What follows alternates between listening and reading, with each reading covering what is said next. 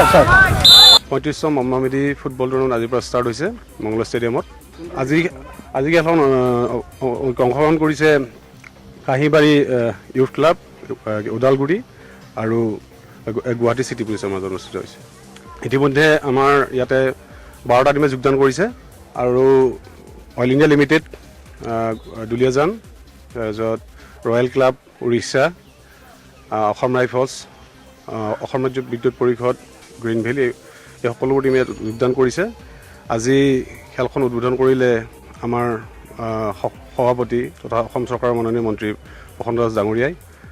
আৰু আমি ইতিমধ্যে দৰ্শকৰ পৰা বহুত সঁহাৰি লাভ কৰিছোঁ আৰু অহা 18 তাৰিখে আমাৰ এখন প্ৰতিযোগিতাৰ ফাইনেলখন অনুষ্ঠিত হ'ব।